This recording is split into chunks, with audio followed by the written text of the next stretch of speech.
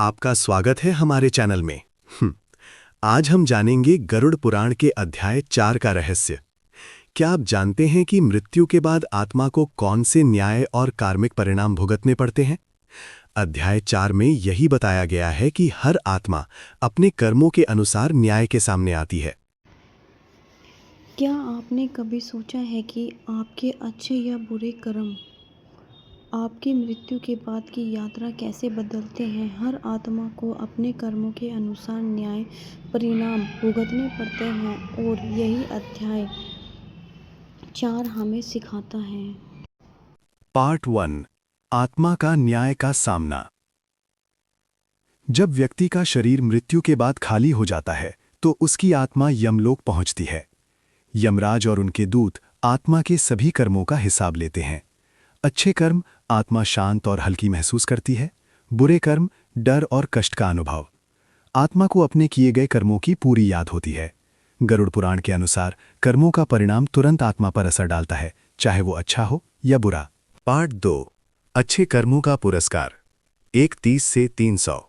अच्छे कर्म करने वाली आत्मा को स्वर्ग या दिव्य लोक का मार्गदर्शन मिलता है।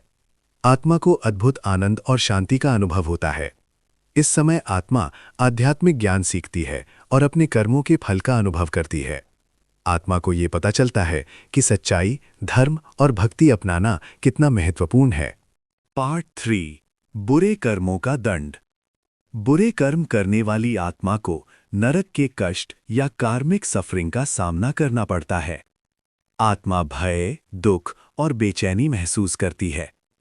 गरुड़ पुराण में बताया गया है कि आत्मा अपने सभी बुरे कर्मों को याद करती है और पछताती है।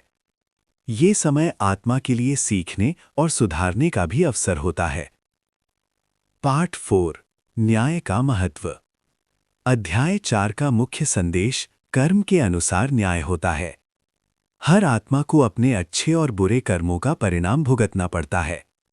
इसलिए जीवन में हमेशा धर्म, भक्ति और सत्य का मार्ग अपनाना चाहिए। आत्मा की यात्रा बताती है कि जीवन में किए गए छोटे छोटे कर्म भी महत्वपूर्ण है। पार्ट 5, अंतिम संदेश। मृत्यु के बाद आत्मा की यात्रा न्यायपूर्ण होती है। अच्छे कर्म शांति और मोक्ष, बुरे कर्म दुख और कष्ट। इसलिए जीवन में हमेशा सत्य, धर्म और भक्ति अपनाएं। ये ज्ञान हमें सिखाता है कि हर कर्म की कीमत होती है और आत्मा के मार्ग को बदल सकता है।